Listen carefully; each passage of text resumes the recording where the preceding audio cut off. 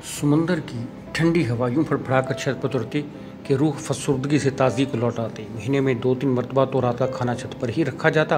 Radio पर FM channel से तो आते से गाने चलते रहते और यूं लजीज खाना लुत्फ देता। बाद अज़ां आधे पौने घंटे बाद चाय या कॉफ़ी चलती और शेर व अदब से लेकर मुल्क की सियासत पर नीज समाजियात के बेशुमार मौज़ूआत पर मैं और गुलरंग बहसते रहते। उस रोज़ मैं तकरीबन 10 के बाद ही गुलरंग के हाथ से निकलता था। वापसी पर मजनू पान शाप से मीठा पान बनवाता। मजनू बाजू को एक अदा से लहरा कर पान मुंह में डालता और फिर वो अपने हाथ की वो उंगली अपने बालों से यूं साफ़ करता गोया उसकी उंगली मुकम्मल तौर पर साफ़ हो गई हो। पान की गिलोरे मुंह में दबाए मैं बड़ी सुबह रफ्तारी से सिगरेट सुलगाता और सदफ की यादों को दोहराता हुआ पैदल ही घर की जानब चलता जाता। मेरा घर चंद कोस ही पर था। यहाँ गाड़ी पर आने का दिल ही ना करता था कि चलो वॉक ही सही। उस रोज़ मैं गुलरंग के यहाँ बिना बताए आ गया। मैंने डोर की बेल दी तो बेली ने दरवाज़ा खोला, मुझे ड्राइंग रूम में ले आई और चाय रखकर मेरे पास बैठ गई। हाँ जी बेली, आज तुम्हारी मैडम अभी तक नहीं आई? बेली ने एस्ट्रे मेरे सामने टेबल पर रखते हुए कहा, जी वो दफ्तर में काम है, आपका फ़ोन आया था, अभी आ जाती है। मैंने बेली से कहा, चलो फिर जब तक वो नहीं आती मैं तुमसे ही बातें करता हूँ। वो मुस्कुराकर यूं बल खा गई गोया कोई बेल मुंडे चढ़ते चढ़ते नीचे खिसक गिरे। अंकल जी आप इतने अच्छे हैं, आप ही भी इतनी अच्छी हैं, आप दोनों शादी क्यों नहीं कर लेते? सच है मैं सवाल के लिए तो तैयार ही ना था। वाह भाई, तुम तो बड़ी हो गई हो और रिश्ते करवाने वाली आंटी भी बन गई हो। वो खिलखिलाकर हंस दी। फिर इस तरह आप यहाँ ही रहने को आ जाएंगे, रोज़ रोज़ यहाँ नहीं आना पड़ेगा। उसकी ये बात सुनकर मेरी भी हंसी निकल गई। देखो बेली, ज़रूरी थोड़ी होता है कि अच्छे लोग अच्छे लोगों से शादी करें, वो दोस्त भी हो सकते हैं।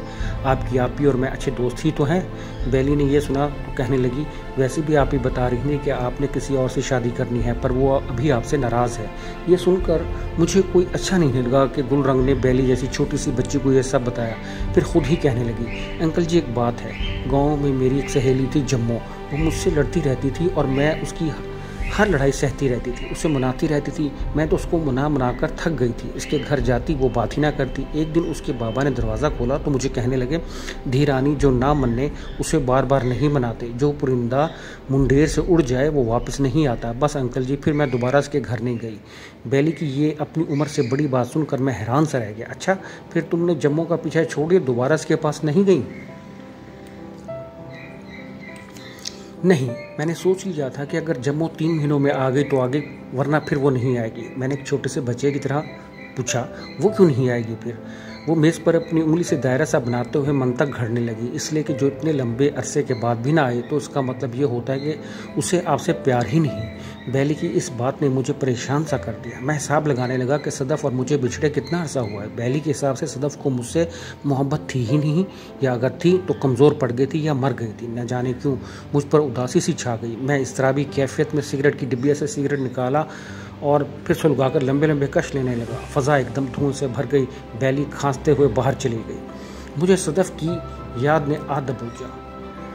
वो उसकी वारफ्तगी, उसका खलूस, उसकी चाहत, क्या सब झूठ था? मेरा दिल तो मानने को तैयार ही नहीं था। मेरा दिल पागलपन की हद तक चाहने लगा कि काश मेरे पास एक तराजू होता मैं उसके एक पलड़े में सदफ की माजी में मुझसे बढ़ती जाने वाली वारफ्तगी रखता और दूसरे में बेहिसी के पत्थर, और फिर देखता कौन सा पलड़ा भारी है। ये सोचकर मेरा दिल उदास सा हो गया, या शायद मुझे पत्थरों वाला पलड़ा भारी महसूस होने लगा। हेलो की आवाज़ ने मुझे चौंका दिया। मेरे सामने गुलरंग खड़ी थी। वो खासी जाज़ब नज़र दिखाई दे रही थी। सुर्ख कमीज और शलवार में एक दिलचस्प सा तासुर दे रही थी। खैरियत तो है बाबूजी? बड़े उदास दिखाई दे रहे हो। वो कभी कभी मुझे लाड से बाबूजी कहा करती थी। बस यार, उलझ सा गया हूँ तुम्हारी बेली की बातों से, मैंने लंबा सा सांस खींचते हुए कहा। वो ब्रश और खाने पीने की इशारा से भरा शापर डाइनिंग टेबल पर रखकर सोफे को अपने रेशमी वजूद से भरती चली गई। हैं, ये आज बेली ने क्या कह दिया?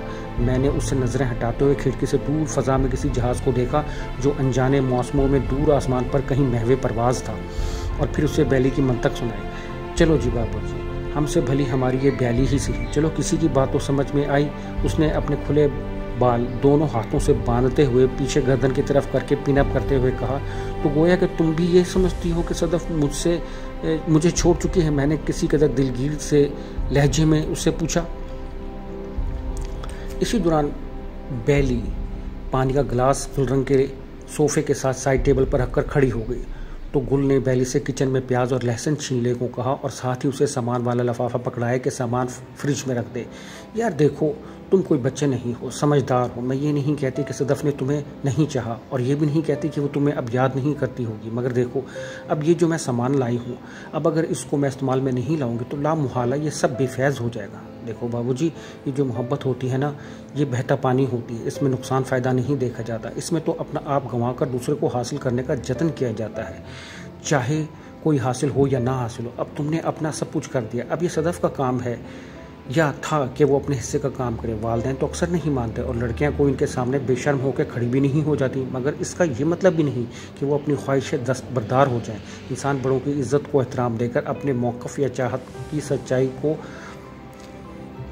सच्चाई को मनवा सकता है। असल बात उस पर डटे रहने की है। मोहब्बत की शादी कोई गुनाह नहीं कि जिस पर डटा ना जा सके। मेरे ख्याल में तुम्हारी सदफ़ या तो बिल्कुल चिड़िया है या फिर कोयल जो कूद कर किसी और बाग को उड़ गई कि बस भाई तुम कोई बचकल हो, बुरे हो, चोर हो, नशई हो, ये डाकू हो। भाई यही ना कि तुम सदफ़ की बरादरी से नहीं हो या तुमने सदफ़ को चाहा, ये तो कोई बात नहीं।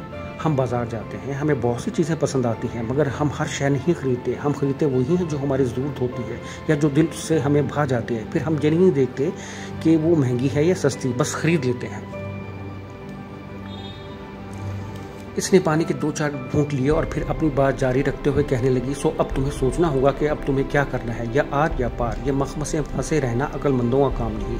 मैं गुलरंग की खरी बातें सुनकर झाग की तरह बैठ गया। मेरी सारी अकल घास चरने चली गई। मुझे यूं लगा गोया मैं गली में बेमकसद फिरने वाला कोई नासमझ धुतकारा हुआ बच्चा हूँ। मैंने कोई जवाब नहीं दिया, बल्कि खामोशी से दूसरा सिगरेट सुलगाने लगा। अच्छा खाना खाकर जाना, बस मैं अभी आती हूँ, मैं चेंज करके आती हूँ। वो भी मुझे खामोश सा देकर चुप सी हो गई। 5 मिनट बाद मुझे बेचैनी सी महसूस होने लगी और मेरा दिल भर सा गया, बोझिल सा हो गया। मैं उठा तो देखा बैली किचन में है और गुलरंग अपने कमरे में। उसके कमरे का दरवाज़ा हल्का सा खुला हुआ था। अंदर मलगजा सा अंधेरा फैला हुआ था। गुलरंग बेखबर थी। उसकी पुश्त मेरी तरफ थी। वो बेहद पुरकशिश दिखाई दे रही थी। ना जाने मैं किस जज्बे से उसके कमरे में दाखिल हुआ, मगर दूसरे ही लम्हे गुलरंग ने मुझे वाज़ह तौर पर दूर सा करते हुए कहा, फरीद जाओ, सदफ़ से बात करो। यूँ दुख दूर करने के लिए डगर डगर नगर नगर भिखारी नहीं बनते। जो लोग सच्ची मोहब्बत करते हैं वो हर दरवाजे पर गम गलत करने के लिए दस्तक नहीं देते। उनके दिल में कसैले लुआब वाला गिद्ध आकर बैठ जाता है और कुदरत का ये फैसला हो जाता है कि मोहब्बत को लाश कर दिया जाए और फिर बाकी काम गिद्ध का रह जाता है। मैं धसी आंखों के साथ यूँ लड़खड़ाकर वापस पलटा, गोया कई भूखे गिद्ध सदफ़ को नोच रहे हों। जब मैं सीढ़ियाँ उतर रहा था तो मुझ पर गशित आ रही थी। मैंने ना जाने किस जज्बे के तहत गुलरंग को फ़ोन किया तो कई बैलों के बाद बैली ने कॉल रिसीव की। हेलो हेलो, बैली बोलने लगी। बैली अपनी आपी को दो। मैं फुली सांसों के दौरान टूटे फूटे लफ्ज़ों से मैंने कहा। बैली बोली, वो तो नमाज़ पढ़ रही है। इस वक्त कौन सी नमाज़ पढ़ रही है? मैंने पूछा। कह रही थी कि वो शुक्राने के नफल पढ़ेंगी। बैली ने यह कहकर फ़ोन बंद कर दिया। भिखारी पिछले कई मिनटों से सदफ़ को बार बार फ़ोन मिला रहा था, जहाँ से एक मरतबा के हेलो के बाद अब दोबारा फ़ोन रिसीव नहीं किया जा रहा था। और फिर मुझे यूँ लगा जैसे उस सियाह सड़क पर अंधेरे में एक कोने में बैली ज़ोर ज़ोर से मुझ भिखारी पर कहकहा जन हो रही हो।